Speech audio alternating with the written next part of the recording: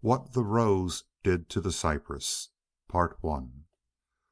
Once upon a time a great king of the East, named Saman Lapash, had three brave and clever sons, Tahmasp, Quamas, and Almas Ru Baksh. One day when the king was sitting in his hall of audience, his eldest son, Prince Tahmasp, came before him, and after greeting his father with due respect, said, "Oh, my royal father, I am tired of the town. If you will give me leave, I will take my servants tomorrow and go into the country and hunt on the hill skirts, and when I have taken some game I will come back at evening prayer time." His father consented, and sent with him some of his own trusted servants, and also hawks and falcons, hunting dogs, cheetahs, and leopards. At the place where the Prince intended to hunt he saw a most beautiful deer. He ordered that it should not be killed, but trapped or captured with a noose. The deer looked about for a place where he might escape from the ring of the beaters, and spied one unwatched close to the Prince himself. It bounded high and leaped right over his head, and got out of the ring, and tore like the eastern wind into the waste. The Prince put spurs to his horse and pursued it, and was soon lost to the sight of his followers. Until the world lighting sun stood above his head in the zenith, he did not take his eyes off the deer. Suddenly it disappeared behind some rising ground, and with all his search he could not find any further trace of it. He was now drenched in sweat, and he breathed with pain, and his horse's tongue hung from its mouth with thirst. He dismounted and toiled on, with bridle on arm, praying and casting himself on the mercy of Heaven. Then his horse fell, and surrendered its life to God. On and on he went across the sandy waste, weeping and with burning breast, till at length a hill rose into sight. He mustered his strength and climbed to the top. There he found a giant tree whose foot kept firm the wrinkled earth, and whose crest touched the very heaven. Its branches had put forth a glory of leaves, and there were grass in spring underneath it, and flowers of many colors. Gladdened by this sight, he dragged himself to the water's edge, drank his fill, and returned thanks for his deliverance from thirst. He looked about him, and to his amazement saw close by a royal seat. While he was pondering what could have brought this into the merciless desert, a man drew near who was dressed like a fakir, and had bare head and feet, but walked with the free carriage of a person of rank. His face was kind and wise and thoughtful, and he came on and spoke to the Prince. "O good youth, how did you come here? Who are you? Where do you come from?" The Prince told everything just as it had happened to him, and then respectfully added, "I have made known my own circumstances to you, and now I venture to beg you to tell me of your own. Who are you? How did you come to make your dwelling in this wilderness?" To this the fakir replied, "O youth, it would be best for you to have nothing to do with me, and know nothing of my fortunes, for my story is fit neither for telling nor for hearing." The Prince, however, pleaded so hard to be told that at last there was nothing to be done but to let him hear. "Learn and know, O young man, that I am King Janagir of Babylon, that once I had an army and servants, family and treasure, untold wealth and belongings. The Most High God gave me 7 sons, who grew up well versed in all princely arts. My eldest son heard from travelers that in Turkestan, on the Chinese frontier, there is a king named Quimus, the son of Timus, and that he has an only child, a daughter named Mir Afrus, who under all the azure heavens is unrivaled for beauty. Princes come from all quarters to ask her hand, and on one and all she imposes a condition. She says to them, 'I know a riddle, and I will marry anyone who answers it, and will bestow on him all my possessions. But if a suitor cannot answer my question, I cut off his head and hang it on the battlements of the citadel. The riddle she asks is, what did the rose do to the cypress?"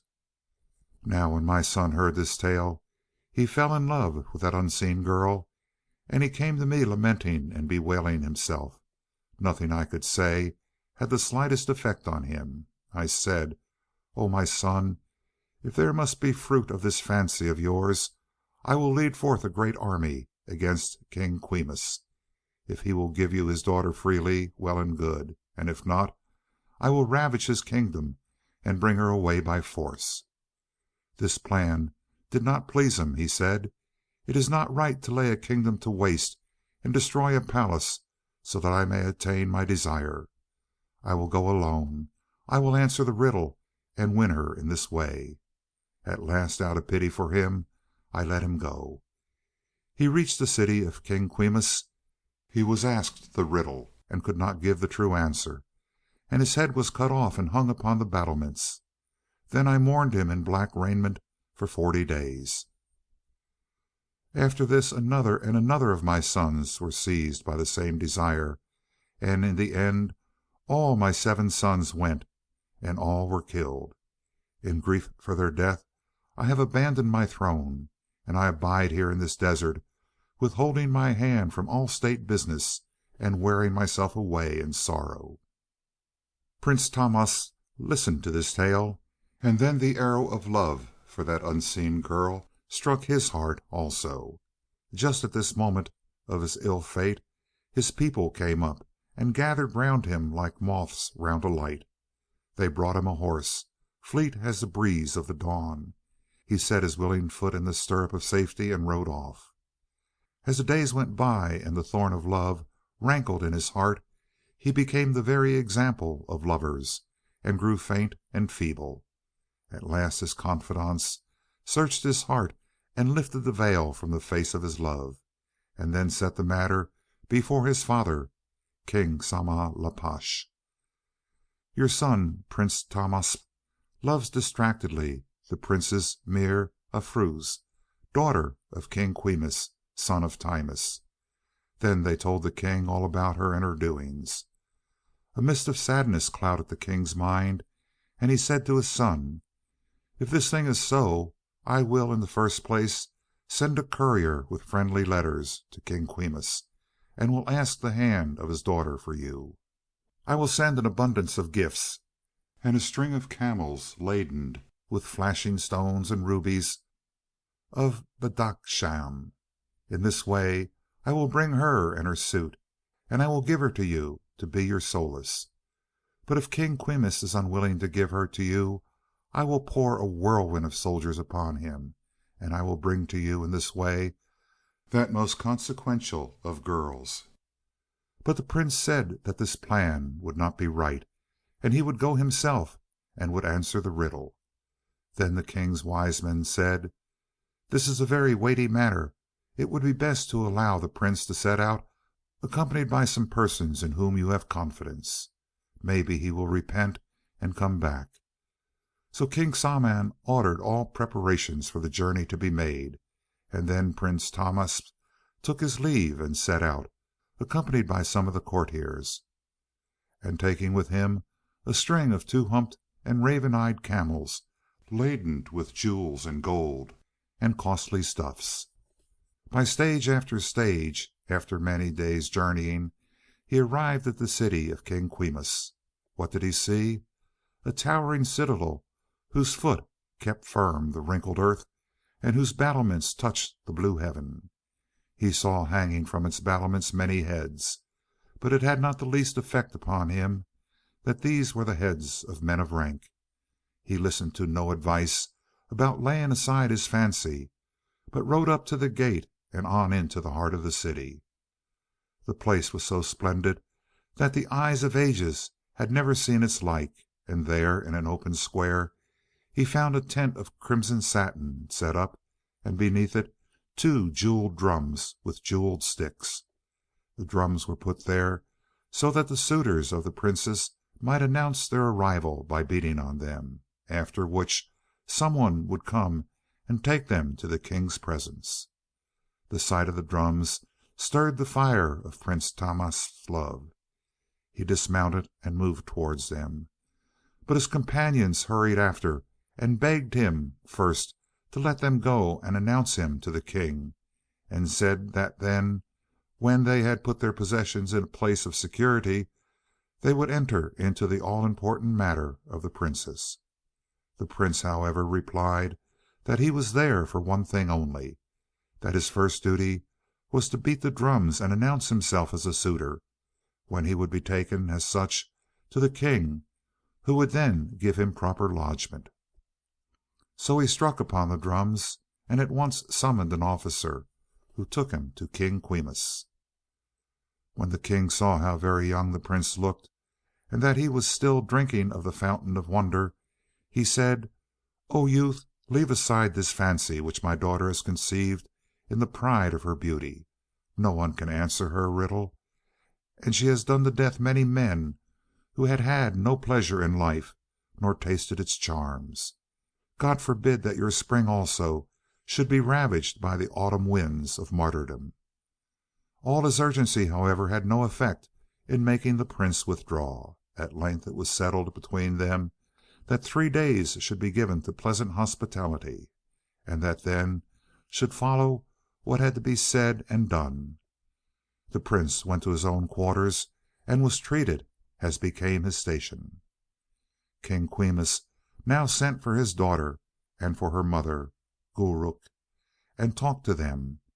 He said to Mebrafruz, "Listen to me, you cruel flirt. Why do you persist in this folly? Now there has come to ask your hand a prince of the East, so handsome that the very sun grows modest before the splendor of his face. He is rich, and he has brought gold and jewels, all for you, if you will marry him. A better husband you will not find." But all the arguments of father and mother were wasted, for her only answer was, "O father, I have sworn to myself that I will not marry, even if 1,000 years go by, unless some one answers my riddle, and that I will give myself to that man only who does answer it." The 3 days passed. Then the riddle was asked, "What did the rose do to the cypress?" The prince had an eloquent tongue, which could split a hair, and without hesitation he replied to her with a verse: "Only the omnipotent has knowledge of secrets. If any man says, 'I know,' do not believe him." Then a servant fetched in the polluted, blue-eyed headsman, who asked, "Whose sun of life has come near its setting?" took the prince by the arm, placed him upon the cloth of execution, and then, all merciless and stony hearted, cut his head from his body and hung it on the battlements. The news of the death of Prince Tahmasp plunged his father into despair and stupefaction. He mourned for him in black raiment for 40 days, and then, a few days later, his second son, Prince Qamas, extracted from him leave to go too, and he also was put to death. One son only now remained, the brave, eloquent, happy-natured Prince Almas Ru Baksh. One day, when his father sat brooding over his lost children, Almas came before him and said, "O father mine, the daughter of King Quimus has done my 2 brothers to death. I wish to avenge them upon her." These words brought his father to tears. "O light of your father," he cried, "I have no one left but you, and now you ask me to let you go to your death." "Dear father," pleaded the prince, "until I have lowered the pride of that beauty and have set her here before you, I cannot settle down, or indeed sit down, off my feet." In the end he too got leave to go, but he went without a following and alone. Like his brother, he made the long journey to the city of Quimus, the son of Timus, and like them he saw the citadel, but he saw the heads of Tahmash and Qamas. He went about in the city, saw the tent and the drums, and then went out again to a village not far off. Here he found a very old man who had a wife 120 years old, or rather more. Their lives were coming to their end, but they had never beheld face of child of their own. They were glad when the prince came to their house, and they dealt with him as with a son. He put all his belongings into their charge and fastened his horse in their outhouse. Then he asked them not to speak of him to anyone, and to keep his affairs secret.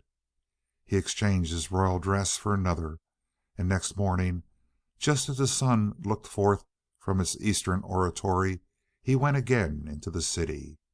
He turned over in his mind without ceasing how he was to find out the meaning of the riddle, and to give them a right answer, and who could help him, and how to avenge his brothers.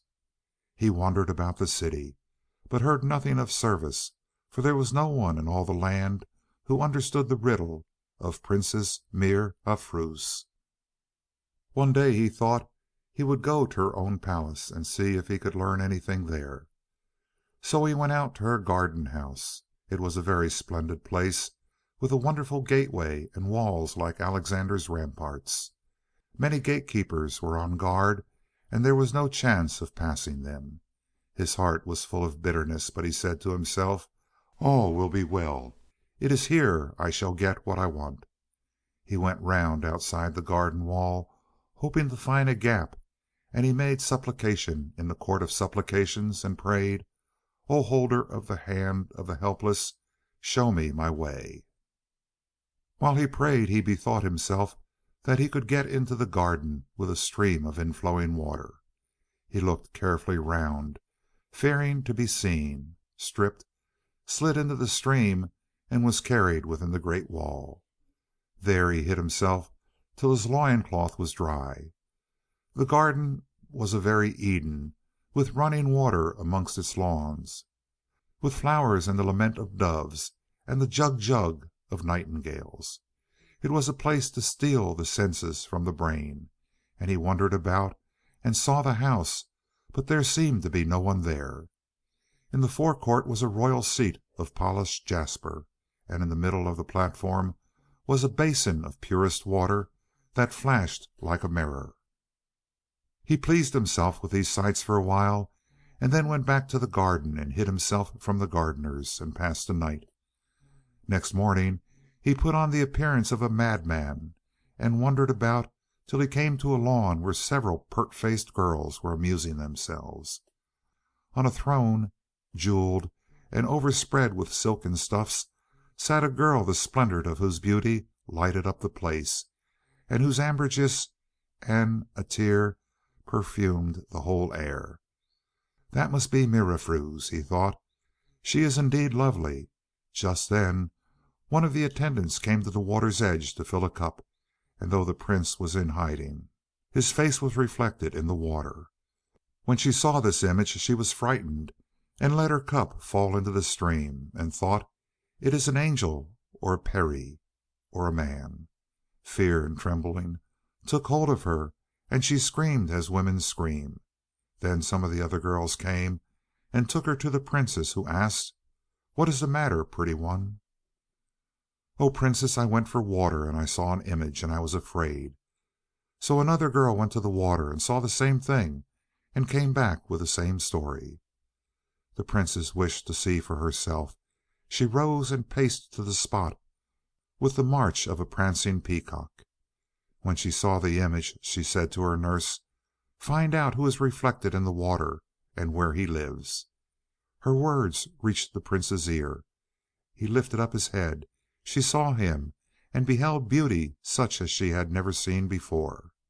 She lost 100 hearts to him, and signed to her nurse to bring him to her presence. The Prince let himself be persuaded to go with the nurse, but when the Princess questioned him as to who he was and how he had got into her garden, he behaved like a man out of his mind, sometimes smiling, sometimes crying, and saying, "I am hungry," or words misplaced and random, civil mixed with the rude. "What a pity," said the Princess. "He is mad." As she liked him, she said, "He is my madman. Let no one hurt him." She took him to her house and told him not to go away, for that she would provide for all his wants.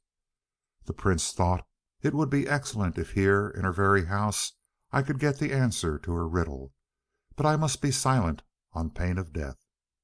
Now in the Princess's household there was a girl called Dil Aram. She it was who had first seen the image of the Prince. She came to love him very much, and she spent day and night thinking how she could make her affection known to him. One day she escaped from the Princess's notice and went to the Prince, and laid her head on his feet and said, "Heaven has bestowed on you beauty and charm. Tell me your secret. Who are you, and how did you come here? I love you very much, and if you would like to leave this place I will go with you. I have wealth equal to the treasure of the miserly Quarum." But the Prince only made an answer like a man distraught, and told her nothing. He said to himself, "God forbid that the veil should be taken in vain from my secret. That would indeed disgrace me." So with streaming eyes and burning breast, Dil Aram arose and went to her house and lamented and fretted. Now whenever the Princess commanded the Prince's attendance, Dil Aram of all the girls paid him attention and waited on him best. The Princess noticed this and said, "Oh, Dil Aram, you must take my madman into your charge and give him whatever he wants." This was the very thing Dil Aram had prayed for. A little later she took the Prince into a private place, and she made him take an oath of secrecy. And she herself took one and swore, "By heaven, I will not tell your secret. Tell me all about yourself, so that I may help you to get what you want."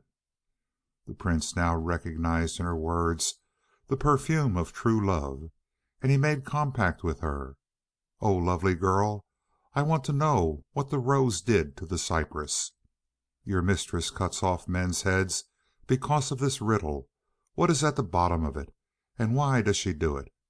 Then Dil Aram answered, "If you will promise to marry me and keep me always amongst those you favor, I will tell you all I know, and I will keep watch about the riddle." "O lovely girl," rejoined he, "if I accomplish my purpose so that I need no longer strive for it, I will keep my compact with you. When I have this woman in my power and have avenged my brothers, I will make you my solace." "O wealth of my life and source of my joy," responded Dil Aram, "I do not know what the rose did to the cypress, but so much I know that the person who told Mir of Roofs about it is a negro whom she hides under her throne. He fled here from Wak of the Caucasus. It is there you must make inquiry. There is no other way of getting at the truth." On hearing these words the Prince said to his heart, "O my heart, your task will yet wear away much of your life." He fell into a long and far thought, and Dil Aram looked at him and said, "O my life and soul, do not be sad. If you would like this woman killed, I will put poison in her cup so that she will never lift her head from her drugged sleep again." "O Dil Aram, such a vengeance is not manly. I shall not rest till I have gone to the Wak of the Caucasus and have cleared up the matter." Then they repeated the agreement about their marriage, and bade one another good bye. The Prince now went back to the village and told the old man that he was setting out on a long journey, and begged him not to be anxious, and to keep safe the goods which had been entrusted to him. The Prince had not the least knowledge of the way to Wak of the Caucasus, and was cast down by the sense of his helplessness. He was walking along by his horse's side when there appeared before him an old man of serene countenance, dressed in green and carrying a staff, who resembled Kirrah's. The Prince thanked heaven, laid the hands of reverence on his breast, and salaamed. The old man returned the greeting graciously, and asked, "How fare you? Whither are you bound? You look like a traveler." "O reverend saint, I am in this difficulty. I do not know the way to Wak of the Caucasus." The old man of good counsel looked at the young Prince and said, "Turn back from this dangerous undertaking. Do not go. Choose some other task. If you have 100 lives, you would not bring one out safe from this journey." But his words had no effect on the Prince's resolve. "What object have you," the old man asked, "in thus consuming your life?" "I have an important piece of business to do, and only this journey makes it possible. I must go.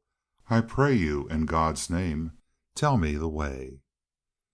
When the saint saw that the Prince was not to be moved, he said, "Learn and know, O youth, that Wak of Quaff is in the Caucasus, and is a dependency of it. In it there are jinns, demons, and peris. You must go on along this road till it forks into three. Take neither the right hand nor the left, but the middle path. Follow this for a day and a night. Then you will come to a column on which is a marble slab inscribed with Kufic characters. Do what is written there. Beware of disobedience." Then he gave his good wishes for the journey and his blessing, and the Prince kissed his feet and said good bye, and with thanks to the Causer of Causes took the road. After a day and a night he saw the columns rise in silent beauty to the heavens.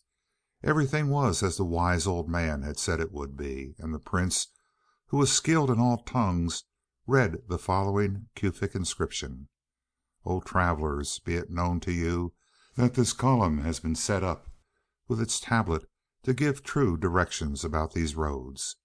If a man would pass his life in ease and pleasantness, let him take the right hand path. If he takes the left, he will have some trouble, but he will reach his goal without much delay. Woe to him who chooses the middle path. If he had 1,000 lives he would not save one. It is very hazardous. It leads to the Caucasus and is an endless road. Beware of it." The Prince read and bared his head and lifted his hands in supplication to Him who has no needs, and prayed, "O friend of the traveler, I, thy servant, come to thee for succor. My purpose lies in the land of Quaff, and my road is full of peril. Lead me by it." Then he took a handful of earth and cast it on his collar, and said, "O earth, be thou my grave, and O vest, be thou my winding sheet." Then he took the middle road and went along it day after day, with many a silent prayer, till he saw trees rise from the weary waste of sand. They grew in a garden. And he went up to the gate and found it a slab of beautifully worked marble, and that near it there lay sleeping, with his head on a stone, a negro whose face was so black that it made darkness round him. His upper lip, arched like an eyebrow, curved upward to his nostrils, and his lower hung down like a camel's. 4 millstones formed his shield, and on a box tree close by hung his giant sword. His loin cloth was fashioned of 12 skins of beasts, and was bound round his waist by a chain of which each link was as big as an elephant's thigh. The Prince approached and tied his horse near the negro's head. Then he let fall the Bismillah from his lips, entered the garden, and walked through it till he came to a private part, delighting in the great trees, the lovely verdure, and the flowery borders. In the inner garden there were many deer. These signed to him with eye and foot to go back, for that this was enchanted ground. But he did not understand them, and thought their pretty gestures were a welcome. After a while he reached a palace which had a porch more splendid than Caesar's, and was built of gold and silver bricks. In its midst was a high seat overlaid with fine carpets, and into it opened 8 doors, each having opposite to it a marble basin. Banishing care, Prince Almus walked on through the garden, when suddenly a window opened, and a girl, who was lovely enough to make the moon writhe with jealousy, put out her head. She lost her heart to the good looks of the Prince, and sent her nurse to fetch him, so that she might learn where he came from, and how he had got into her private garden, where even lions and wolves did not venture. The nurse went, and was struck with amazement at the sun-like radiance of his face. She salaamed and said, "O youth, welcome!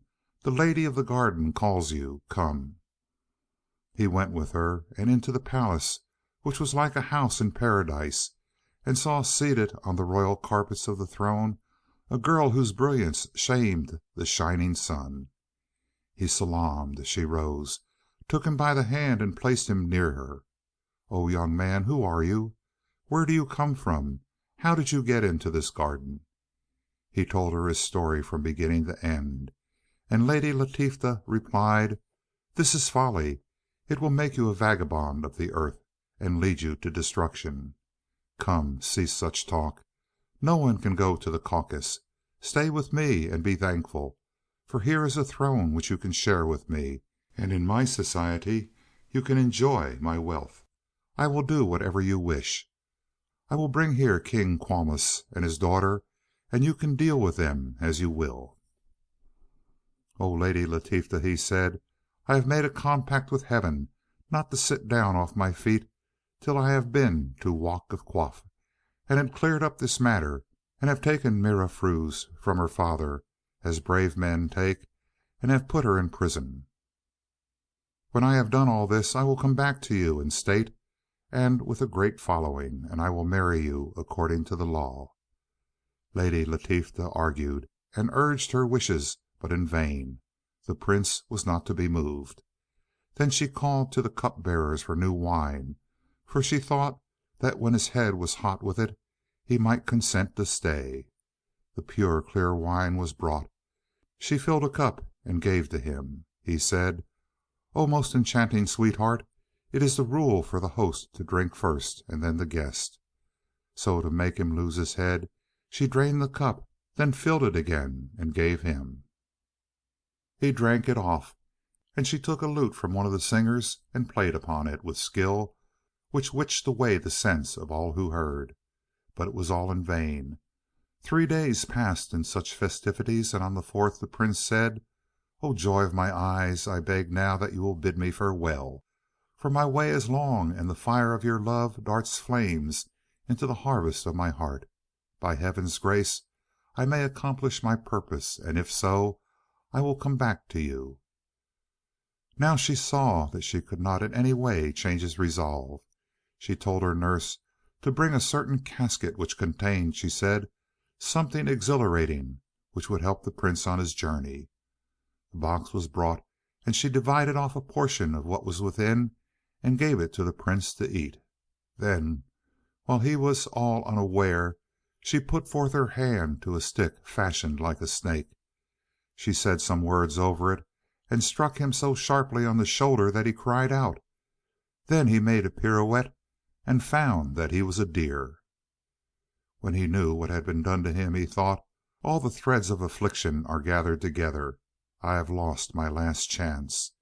He tried to escape, but the magician sent for her goldsmith, who, coming, overlaid the deer horns with gold and jewels. The kerchief which that day she had had in her hand was then tied round its neck, and this freed it from her attentions. The Prince deer now bounded into the garden, and at once sought some way of escape. It found none, and it joined the other deer, which soon made it their leader. Now, although the Prince had been transformed into the form of a deer, he kept his man's heart and mind. He said to himself, "Thank Heaven that the Lady Latifah has changed me into this shape, for at least deer are beautiful." He remained for some time living as a deer amongst the rest, but at length resolved that an end to such a life must be put ill some way. He looked again for some place by which he could get out of the magic garden. Following round the wall, he reached the lower part. He remembered the divine names and flung himself over, saying, "Whatever happens is by the will of God." When he looked about, he found that he was in the very same place he had jumped from. There was a palace, there the garden and the deer. 8 times he leaped over the wall, and 8 times found himself where he had started from. But after the 9th leap there was a change. There was a palace and there was a garden, but the deer were gone. Presently a girl of such moon-like beauty opened the window that the Prince lost to her 100 hearts. She was delighted with the beautiful deer, and cried to her nurse, "Catch it if you will. I will give you this necklace, every pearl of which is worth a kingdom." The nurse coveted the pearls, but as she was 300 years old, she did not know how she could catch a deer. However, she went down into the garden and held out some grass, but when she went near, The creature ran away. The girl watched with great excitement from the palace window, and called, "Oh, nurse, if you don't catch it, I will kill you." "I am killing myself," shouted back the old woman. The girl saw that nurse tottering along, and went down to help, marching with the gait of a prancing peacock. When she saw the gilded horns in the kerchief, she said, "It must be accustomed to the hand, and be some royal pet." The Prince had it in his mind that this might be another magician who could give him some other shape, but still it seemed best to allow himself to be caught. So he played about the girl and let her catch him by the neck. A leash was brought, fruits were given, and it was caressed with delight. It was taken to the palace and tied at the foot of the Lady Jamila's raised seat, but she ordered a longer cord to be brought so that it might be able to jump up beside her. When the nurse went to fix the cord, she saw tears falling from its eyes, that it was dejected and sorrowful. "Oh, Lady Jamila, this is a wonderful deer. It is crying. I never saw a deer cry before." Jamila darted down like a flash of lightning, and saw that it was so. It rubbed its head on her feet, and then shook it so sadly that the girl cried for sympathy. She patted it and said, "Why are you sad, my heart? Why do you cry, my soul? Is it because I have caught you? I love you better than my own life." But in spite of her comforting, it cried the more. Then Jamila said, "Unless I am mistaken, this is the work of my wicked sister Latifa, who by magic art turns servants of God into beasts of the field." At these words the deer uttered sounds, and laid its head on her feet. Then Jamila was sure it was a man, and said, "Be comforted. I will restore you to your own shape." She bathed herself, and ordered the deer to be bathed, put on clean raiment, called for a box which stood in an alcove, opened it, and gave a portion of what was in it to the deer to eat. Then she slipped her hand under her carpet and produced a stick, to which she said something. She struck the deer hard. It pirouetted and became Prince Almus. The broidered kerchief and the jewels lay upon the ground. The Prince prostrated himself in thanks to Heaven and Jamila, and said, "O delicious person!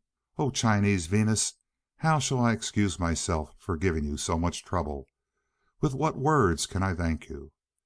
Then she called for a clothes wallet, and chose out a royal dress of honor. Her attendants dressed him in it, and brought him again before the tender hearted lady. She turned to him 100 hearts, took his hand and seated him beside her, and said, "O youth, tell me truly who you are, and where you come from, and how you fell into the power of my sister." Even when he was a deer, the Prince had much admired Jamila. Now he thought her 1,000 times more lovely than before. He judged that in truth alone was safety, so he told her his whole story. Then she asked, "O Prince Almas Bakshish, do you still wish to make this journey to Wak of Quaff? What hope is there in it? The road is dangerous even near here, and this is not yet the borderland of the Caucasus. Come, give it up. It is a great risk, and to go is not wise.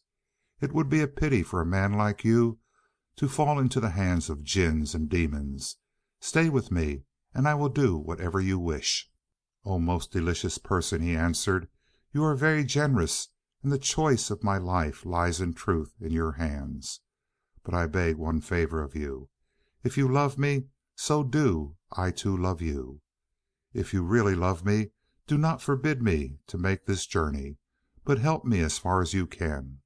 Then it may be that I shall succeed, and if I return with my purpose fulfilled, I will marry you according to the law, and take you to my own country, and we will spend the rest of our lives together in pleasure and good companionship. Help me if you can, and give me your counsel." "O very stuff of my life," replied Jamila, "I will give you things that are not in kings' treasuries, which will be of the greatest use to you. First, there are the bow and arrows of his reverence the Prophet Saleh. Secondly, there is the scorpion of Solomon, on whom be peace, which is a sword such as no king has. Steel and stone are one to it. If you bring it down on a rock it will not be injured, and it will cleave whatever you strike. Thirdly, there is a dagger which the sage Timus himself made. This is most useful, and the man who wears it will not bend under 7 camels' loads. What you have to do first is to get to the home of the Simurgh, and to make friends with him. If he favors you, he will take you to Wak of Quaff. If not, you will never get there. For 7 seas are on the way, and they are such seas that if all the kings of the earth, and all their Wazirs, and all their wise men considered for 1,000 years, they would not be able to cross them. O most delicious person, where is Simurgh's house? How shall I get there? O new fruit of life, you must just do what I tell you, and you must use your eyes and your brains, for if you don't, you will find yourself at the place of the negroes, who are a bloodthirsty set, and God forbid they should lay hands on your precious person. End of Section 1.